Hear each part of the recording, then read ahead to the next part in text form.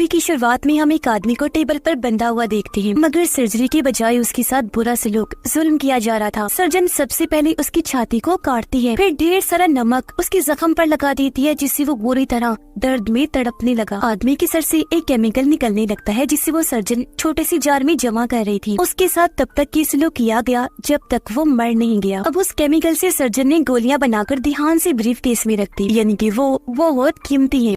इसके बाद हम 4 दोस्तों को देखते हैं जो कैंपिंग करने आए थे और अब वापस जाने वाले। इनमें एक लड़के का नाम निक था, उसकी वाइफ और 2 दोस्त थे। निक की वाइफ का बच्चा होने वाला है, पर उसने ये बात अभी तक निक को नहीं बताई। रास्ते में ये एक गैस स्टेशन पर रुकी, जहाँ इन्हें एक औरत मिली जो मॉडल थी। वो बताती है कि मेरी गाड़ी का कुछ दूरी पर ही पेट्रोल खत्म हो गया था, अब मैंने पेट्रोल ले लिया है, तो वापस गाड़ी तक जाने के लिए मुझे लिफ्ट चाहिए। इसके लिए निक मान गया, लेकिन उसकी वाइफ को बुरा लग रहा था, मगर फिर भी निक उसे गाड़ी में बिठा ही लेता है। मॉडल को उसकी गाड़ी पर उतारकर जब ये जा रहे थे तो वो अपनी गाड़ी से मास्क पहनकर इनके पास वापस आई। साथ में बेहोश करने वाली गैस भी लाई थी, जो छिड़क कर उसने चारों दोस्तों को बेहोश कर दिया। उन्हें जब होश आई तो वो खुद को एक घर में बंधा हुआ पाते हैं, जिनके सामने 5 लोग और थे। वो भी आपस में दोस्त थे, जिनमें से एक का नाम सैम होता है। अब इससे पहले कि चारों कुछ समझ पाते, सैम का दोस्त जो बिजनेसमैन था, उसने एक प्लास उठाया, जिससे वो निक की दोस्त का नाखून उखेड़ देता है। ये देखकर निक के दोस्त को बहुत गुस्सा आया। वो उठा और बिजनेसमैन को मारने लगता है और इस तरह उनकी लड़ाई शुरू हो गई। निक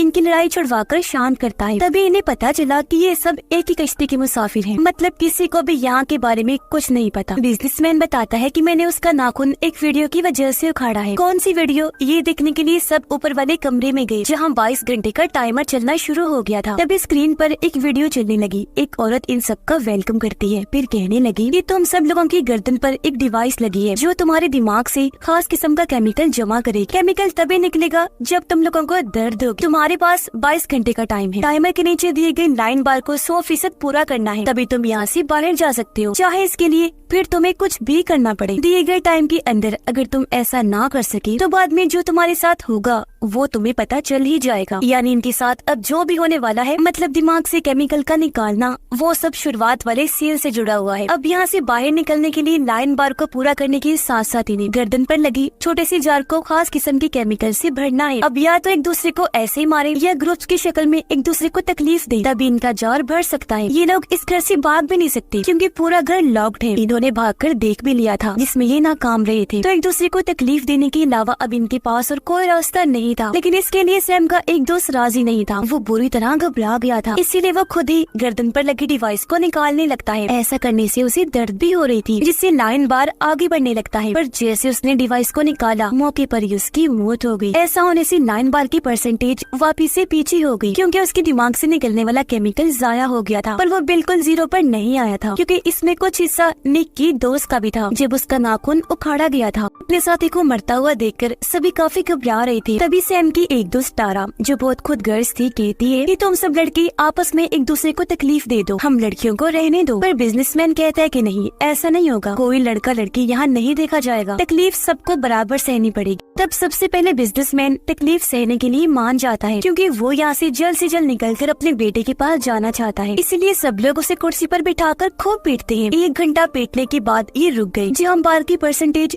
थोड़ी सी ऊपर 7% तक आ गई, लेकिन जाहिर है ये उनके लिए काफी नहीं थी, क्योंकि इसमें टाइम ज्यादा लगने के साथ साथ वो थक भी गए थे। बिजनेसमैन ने भी हालांकि ज्यादा मार खाई, लेकिन बार सिर्फ थोड़ा सा ही ऊपर गया। तो अब इन्हें आसान तरीका चाहिए था, जो वहाँ रखे औजार थे। इसमें टाइम और एनर्जी कम लगेगी, दर्द ज्यादा होगी, तो बार तेजी से ऊपर जाने लगेगा। ये देखकर बिजनेसमैन को एहसास हुआ कि मैंने पहला नंबर लेकर गलती कर दी, क्योंकि सारे खतरनाक तरीके सबसे पहले मेरे ऊपर आजमाए जाएंगे। और अब ये लोग बिजनेसमैन को टेबल पर बांध देते हैं।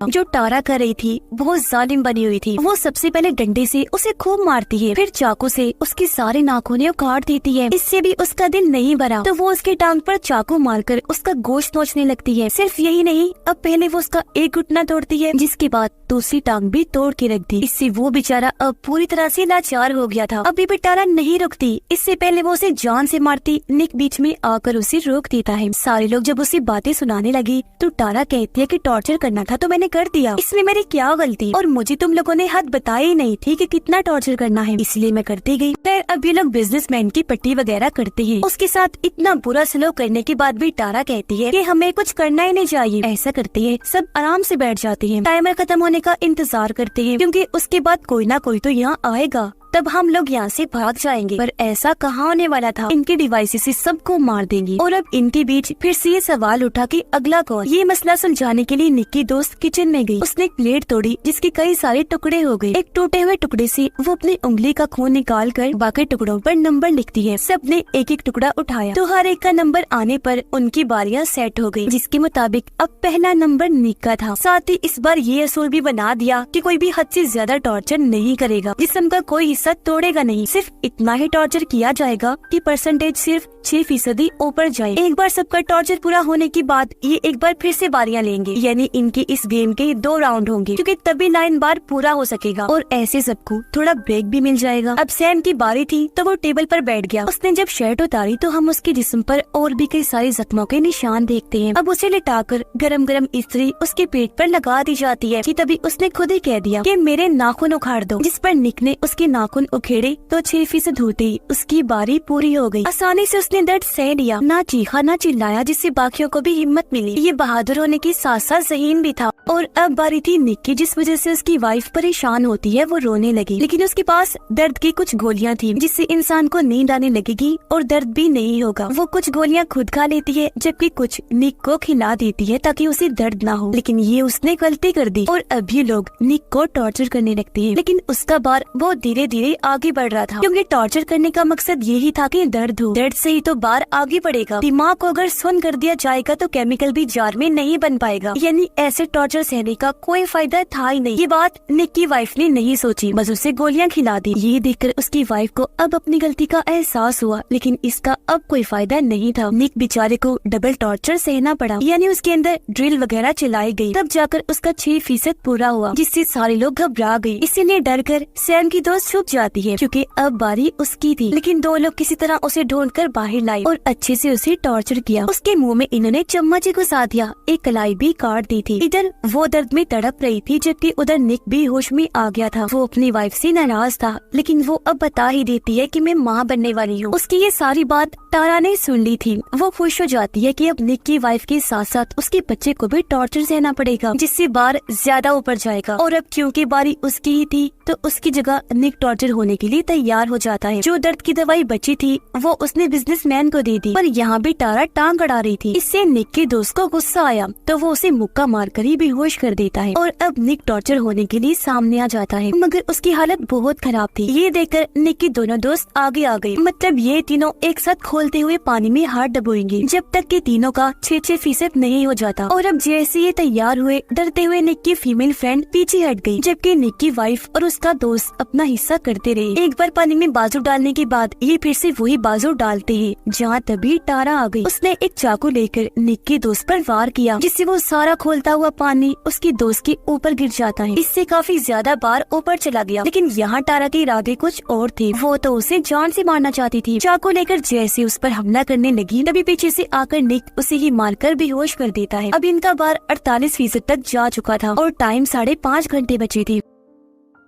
अब बारी थी तारा की, जिसे तकलीफ पहुंचाने के लिए हर कोई तैयार बैठा था। जो इतने देर से वो सबके साथ कर रही थी, तो वही चीज अपने साथ होती देखकर वो बौखला गई। वो एक औजार उठाकर निक की दोस्त की गर्दन में घुसा देती है। तेजी से उसका खून निकलने लगा, जिससे वो वही मारी गई और इस तरह उसका केमिकल जाया होने से बाहर नीचे आ गया था। ये देखकर निक की दोस्त को बहुत गुस्सा आया। वो आगे बढ़ा ताकि तारा को मार सके, लेकिन तभी निक उसे रोक देता है। समझाने लगा कि ऐसा मत करो, ये बेवकूफी होगी, क्योंकि अगर उसे जान से मार दिया जाएगा तो हम सबको और ज्यादा टॉर्चर सहना पड़ेगा, तारा के हिस्से का भी। इसीलिए उसे मारने की बजाय अपना गुस्सा उस पर निकालो, क्योंकि इससे हमारा ही फायदा होगा। निक का दोस्त मान तो गया, लेकिन वो कहता है कि एक शर्त पर, टॉर्चर मैं करूँगा। इसीलिए उसे मौका दे दिया गया। उसने एक रेंच उठाकर पहले उसकी गर्दन पर मारा, फिर एक कटर मशीन को उसकी जिल्द पर रगड़कर बहुत ज्यादा तकलीफ दी। ऐसा तब तक चलता रहा जब तक वो बेहोश नहीं हो गई। अब तक बारबी 85% तक जा चुका था, लेकिन टाइम इनके पास बहुत कम था। बार को पूरा करने के लिए इनके पास बस 1 घंटे का टाइम था। अब बचे हुए 5 लोग फैसला करते हैं कि हम अपनी गर्दन की हड्डी तोड़ेंगे, उससे हमें इतनी दर्द होगी कि और कुछ करना ही नहीं पड़ेगा, बार पूरा हो जाएगा। इसलिए निक का दोस्त एक रेंच लेकर बारी बारी सबकी गर्दन की हड्डी तोड़ देता है। लेकिन जब बारी आई निक की वाइफ की तो वो रुक गया और अब निक रेंच लेकर उसकी हड्डी भी तोड़ देता है, जिससे सच में बार पूरा हो गया। ऐसा होते ही औरत की वीडियो फिर से चल पड़ी, जिसमें वो कह रही थी कि बहुत खूब, तुम सब जीत गए हो। अब ऊपर वाले कमरे में जाओ